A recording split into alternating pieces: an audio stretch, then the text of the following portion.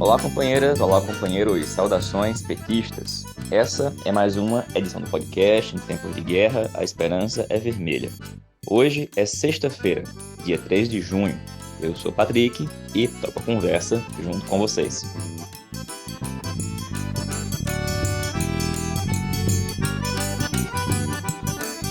No episódio de hoje, fazemos um rápido balanço e avaliação do mês de maio, as movimentações do centrão, da direita, do bolsonarismo, as pesquisas eleitorais e também o início de uma possível quarta onda da pandemia de Covid-19.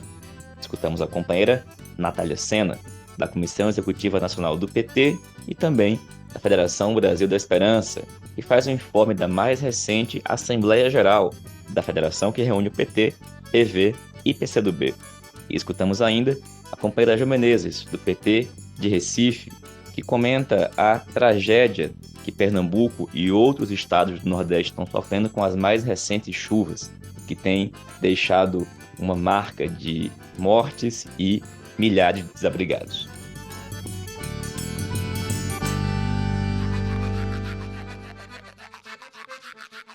E pessoal, começamos essa nossa primeira edição do mês de junho de 2022, fazendo um rápido balanço do último mês de maio. E iniciamos abordando o tema das pesquisas eleitorais. A primeira questão é que teve pesquisa para todos os gostos. Teve pesquisa Datafolha, PESP, BTG, Paraná Pesquisas, Exame, e em todas elas uma tendência é apresentada. Lula lidera em todos os cenários de primeiro turno e vence em todos os cenários de segundo turno. Acontece que também em todas as pesquisas se apresenta um cenário de polarização entre Lula e Bolsonaro, que em todas elas tem mais de 25%, em algumas chegando a ter 34%. Ou seja, em meio a todo o desastre, a desgraça promovida pelo bolsonarismo, ele não só mantém um quarto do eleitorado, como consegue inclusive ampliar este eleitorado. Uma terceira observação é a incapacidade de surgir, se apresentar ou se fortalecer a chamada terceira via, que na última semana tomou a decisão de retirar uma de suas pré-candidaturas do ex-governador de São Paulo, João Dória, e tentar centralizar uma parte da terceira via na candidatura de Simone Tebet, do MDB. No entanto, quem aparece em terceiro lugar em todas as pesquisas é o ex-ministro e ex-deputado e ex-governador Ciro Gomes, do PDT. Na mais recente pesquisa do IPESP, divulgada na manhã de hoje, o Ciro aparece com 9% das intenções de voto. Acontece que, como a gente já comentou aqui em uma edição anterior do podcast, deste mesmo mês de maio, Ciro hoje trabalha, age e se movimenta para ser uma alternativa pela direita contra Lula. E como o próprio verbalizou no Ciro Games, em seu debate contra o Gregório do Vivier, o seu objetivo, na verdade, é não fazer com que Bolsonaro vá ao segundo turno, conquistando os votos bolsonaristas, para que ele, Ciro, seja o adversário de Lula no segundo turno. No entanto, pelo menos até o presente momento, esse cenário não está se encaminhando, pelo contrário. Continua sendo Lula o líder em todas as pesquisas, seguido por Bolsonaro. Acontece, gente, que neste mês de maio nós observamos uma ofensiva do bolsonarismo e de seus aliados em diversas frentes. Por exemplo, na frente institucional. Bolsonaro segue viajando o país, inaugurando obras, distribuindo dinheiro aos seus aliados e se movimentando na Câmara e no Senado. Por exemplo, aprovando leis que favorecem a pauta que a extrema-direita e o centrão defendem, polarizando a disputa novamente contra o STF e fazendo movimentos que têm como principal objetivo arregimentar e atiçar a sua base social. Esse movimento tem feito com que Bolsonaro siga com este um quarto, chegando às vezes até 34% das intenções de voto. De tal forma que nós seguimos com a avaliação de que a eleição está muito longe de ser definida. A extrema-direita, com Bolsonaro, o bolsonarismo e os seus aliados, em particular o Centrão, estão se movimentando para disputar, para ganhar as eleições. Nesse sentido, iniciando esse mês de junho, se torna ainda mais importante que nós façamos todos os movimentos possíveis para irmos às ruas, travando no cotidiano a disputa de ideias e a disputa política, cultural e ideológica. Como nós também comentamos aqui numa edição do podcast do mês de maio, a disputa nas redes é fundamental, é uma das disputas mais importantes, mas nós não podemos nos limitar a travar a disputa nas redes. Primeiro porque esta continua sendo uma arena dominada pela extrema-direita, em particular pelo bolsonarismo. Por essa razão, inclusive, nós temos que disputá-la. Mas não pode ser essa a nossa principal arena. É muito importante que o companheiro Lula siga realizando atividades e eventos que reúnam artistas, blogueiros, youtubers, influenciadores digitais. É importante que a militância repercuta esses atos, mas é preciso dar, neste momento, um passo adiante. É fundamental que nós comecemos a ter agendas com a classe trabalhadora, amplas agendas de massa que reúna o povo. É fundamental que o companheiro Lula, neste momento, que tem feito importantes viagens a alguns estados, como está fazendo nesta semana ao Rio Grande do Sul, como pode fazer nos próximos dias e semanas no Nordeste, atos de massa, atos abertos, que faça com que Lula encontre os trabalhadores e as trabalhadoras, que ele possa ser visto pelas pessoas, que ele possa ser identificado no cotidiano das pessoas, e não apenas pelas telas das redes sociais, pelas telas da televisão. A gente diz isso porque é fundamental que a campanha que já começou cresça, e para que ela cresça, questões como essa têm que ser colocadas em pauta. Nesse sentido, reforçamos que nesse mês de junho é imprescindível a ampliação do processo de construção e organização dos comitês populares de luta.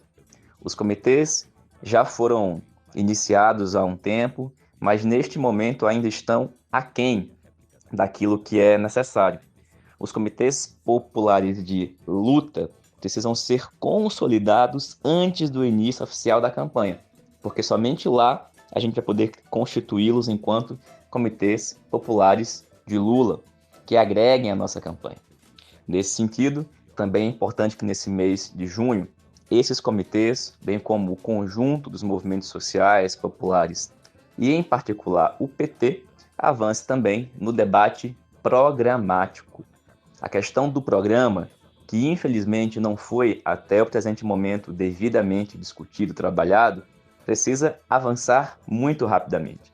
Porque, como mencionei, a extrema-direita, o bolsonarismo e seus aliados estão avançando com a sua pauta e estão aprovando, como por exemplo, estão discutindo e conseguiram essa semana na Câmara aprovar um projeto para que os bancos possam tomar as casas daquelas pessoas que não conseguem pagar, indo na contramão de algo que nós conseguimos aprovar há pouquíssimo tempo, que era a suspensão dos despejos. Respostas para questões concretas como essa têm que aparecer. E é no debate, na discussão política cotidiana, questões como essa devem surgir. Além disso, a discussão sobre a escalada da violência policial aqui no país.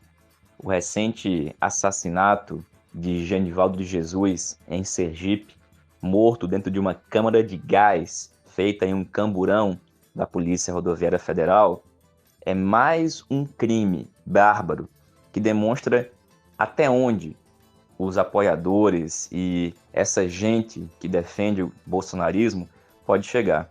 O caso de Genivaldo foi apenas um desse mês de maio, mas teve chacina no Rio de Janeiro, tiveram mortes em São Paulo e em diversos estados do país.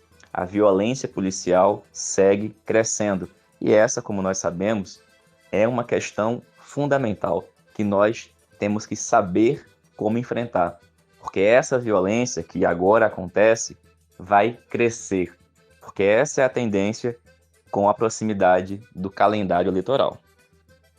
E além disso, o cenário político, econômico e social pode se agravar ainda mais com uma possível quarta onda da pandemia de Covid-19. Este mês de maio foi marcado, em especial no seu final, por uma retomada daquela linha ascendente de crescimento de casos e, inclusive, de mortes. O país já iniciou, em diversos estados, a aplicação da quinta dose da vacina. No entanto, em muitos lugares, se não no país inteiro, foram flexibilizadas, se não todas, mas a maioria das medidas sanitárias, como, por exemplo, o uso de máscaras. Isso tem relação direta com a ampliação dos casos. Se esta tendência se confirmar, é possível que esse mês de junho, mês de São João, em que, em particular, aqui no Nordeste acontecem diversas festas que têm queima de fogueiras e etc., os casos também tendem a ampliar. E a ampliação dos casos significa, principalmente, a piora das condições de vida que já estão tão difíceis para todo mundo. É por isso que é fundamental que comecemos esse mês de junho olhando para trás, vendo o que aconteceu, para que a gente possa tomar agora as melhores e mais corretas decisões. Em especial porque a situação não está nada, mas nada boa e tende a piorar.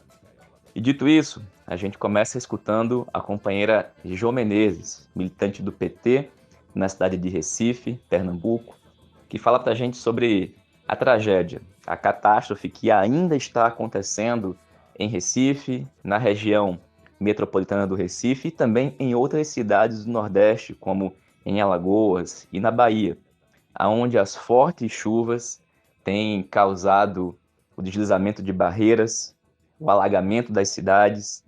Em Pernambuco já são mais de 127 pessoas mortas e mais de 6 mil pessoas desabrigadas. Sobre esse assunto, a gente escuta agora a companheira Jo Menezes.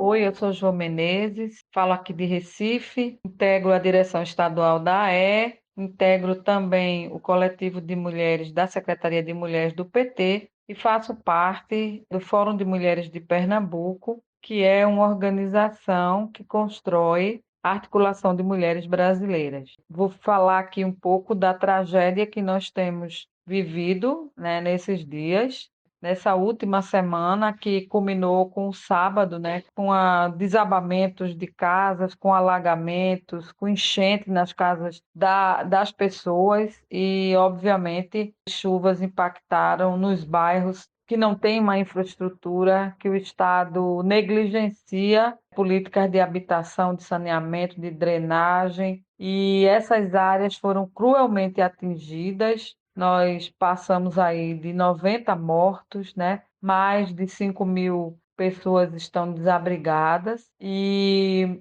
o que a gente assistiu aqui no sábado foi uma completa ineficiência das prefeituras da região metropolitana de Recife, da prefeitura de Recife e do governo estadual. Nós vimos as organizações sociais, nós vimos o povo sendo solidário, inclusive resgatando corpos com suas próprias pás, com seus próprios braços, enquanto que a Defesa Civil era insuficiente para dar conta, o Corpo de Bombeiros não conseguia dar conta. Então, assim, foi uma situação desesperadora para essa população que já vive, né, em uma situação de vulnerabilidade e, ao mesmo tempo, sem informações, sem resposta do Estado para conter o seu desespero. De sábado para cá, o que nós temos visto é que a sociedade se mobilizou para garantir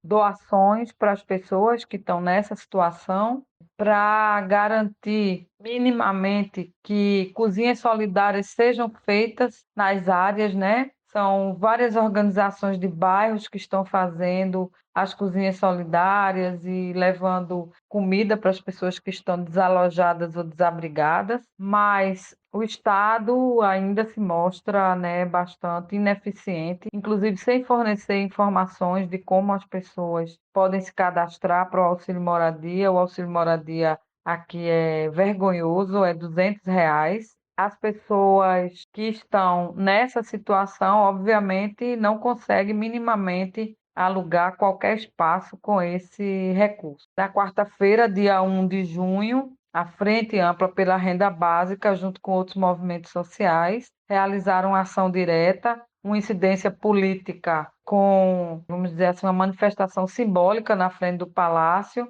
que era intitulada Eles nos deram o caos, nós devolvemos a lama. Então, fomos em carro com bicicleta, com pessoas que foram atingidas, impactadas violentamente pelas chuvas, para a frente do palácio. Abrimos o microfone para que essas pessoas falassem das suas dores e, ao final, jogamos baldes de lama em frente ao Palácio do Governo. Essa é uma ação de denúncia, mas também é um primeiro ato para que possamos construir outros atos em repúdio à negligência, à falta de políticas públicas, o desvio de orçamento para a infraestrutura urbana, que foi desviado para peças de comunicação, para autopromoção das prefeituras e do governo do estado. E estamos juntos com os movimentos sociais denunciando. O PT aqui também está na campanha por doação de alimentos, colchões, tudo que as pessoas estão precisando, mas infelizmente não fez nenhuma crítica à política que mantém as pessoas que estão nos morros e nos alagados numa situação deplorável de risco das suas vidas, de perda total dos seus móveis e imóveis. Infelizmente, é o movimento social que está dando sustentação e que está denunciando toda essa situação do povo sofrido da periferia do Recife e da região metropolitana. É isso, companheiros e companheiras. Valeu, Jô. Obrigado, companheira. E, gente, é isso. Tem diversas organizações, o PT, a CUT, o MST, diversos sindicatos, movimentos sociais que estão realizando campanhas de solidariedade para arrecadar recursos para ajudar as pessoas que estão, neste momento, precisando de todo tipo de apoio. Quem puder ajudar, basta entrar em contato conosco ou nas próprias redes sociais do PT de Pernambuco, da CUT, do MST, dos demais sindicatos, para ver a melhor forma de poder ajudar. E, pessoal, a gente vai escutar agora a companheira Natália Sena, que é membro da Comissão Executiva Nacional do PT e também está integrando a Executiva Nacional da Federação Brasil da Esperança. É que aconteceu mais uma reunião da chamada Assembleia Geral dessa federação, que reúne o PT, o PV e o PCdoB. A Natália faz um informe para a gente de quais foram as questões discutidas, a pauta e o que foi aprovado nesta reunião da federação. Oi, Patrick, tudo bem?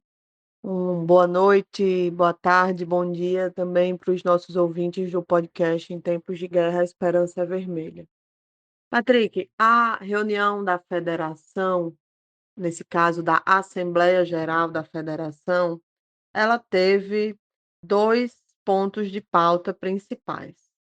O primeiro ponto de pauta foi a aprovação das normas complementares sobre as eleições. Esse é um documento obrigatório que todo partido aprova na véspera da eleição, envia para o TSE e, no caso, a federação, como ela funciona como se um partido fosse, ela também precisa aprovar normas complementares às eleições. Do ponto de vista do conteúdo, essas normas complementares que foram aprovadas pela Assembleia Geral da Federação, elas têm aquele mesmo, digamos assim, espírito do que foi aprovado pela direção nacional do PT. E a principal questão é o ultracentralismo. Então, as normas complementares, elas prevêem a centralização, a decisão inicial e final, digamos assim, acerca da tática em todo o país que a federação vai adotar concentrada, né, as decisões sobre isso muito concentradas na Executiva Nacional da Federação. Então, esse é o espírito dessas normas complementares. O documento deve ser divulgado, é público, né, vai ser enviado ao TSE, mas de uma forma geral é isso que prevê. A outra pauta foi a designação das funções de cada membro da executiva pela Assembleia Geral, ou seja, a Assembleia Geral da Federação, que é como se fosse o Diretório Nacional, né, fazendo uma imagem aqui com o funcionamento do PT, que é o fórum mais amplo, né, decidiu que os membros da executiva, que são 18, terão determinadas funções na Comissão Executiva Nacional da Federação. E aí foi feito a aprovação dessas funções, que eu vou informar aqui para você como é que ficou. A presidência da federação vai ficar com Gleisi, que é a presidente do PT. Isso está previsto no estatuto, um revezamento entre os 3 presidentes dos partidos na presidência da federação. Então, nesse primeiro ano, a presidência fica com Gleisi. A primeira vice-presidência com Luciana, do PCdoB, e a segunda vice-presidência com Pena, do PV. Então, os 3 presidentes dos partidos que compõem a federação têm assento nato na executiva da federação e têm essas funções. A secretaria-geral vai ficar com Romênio Pereira, do PT, a secretaria de Administração e Finanças com Gleide, também do PT, a secretaria de Comunicação vai ser com Quaquá, do PT, a secretaria jurídica com o deputado Henrique Fontana, que é do PT, a secretaria de coordenação eleitoral com o deputado José Guimarães, que é do PT, a secretaria de coordenação regional com Reinaldo, que é do PV, a secretaria de assuntos institucionais com Joaquim Soriano, que é do PT, a secretaria de coordenação legislativa com Renildo Calheiros, que é do PCdoB, a Secretaria de Articulação com Movimentos Sociais e Sociedade Civil vai ficar comigo, Natália Sena, do PT, e, além disso, tem mais 6 secretarias executivas, que vai ficar uma com o PCdoB, uma com o PV e 4 com o PT, com a companheira Anne, a companheira Maria do Rosário, o companheiro Leg e o companheiro Gilmar Tato, os 4 do PT. Então, essa é a composição da executiva e com as respectivas designação de funções no âmbito da federação. Valeu, Natália. Obrigado, companheira. E, pessoal, essa foi mais uma edição do podcast Em Tempos de Guerra, a Esperança é Vermelha. Como vocês sabem, esse é um programa que é totalmente feito por meio de troca de áudios de WhatsApp com militantes do PT de todo o país, que tem publicações toda segunda e toda sexta-feira. Se você nos acompanha, ajude a divulgar, enviando o link para os seus contatos, amigos, companheiros e companheiras, e também sugestões de pauta para nós. Basta falar com qualquer militante ou dirigente da tendência petista, a articulação de esquerda. Nos encontramos na próxima semana. Saudações petistas, fora Bolsonaro e Lula presidente.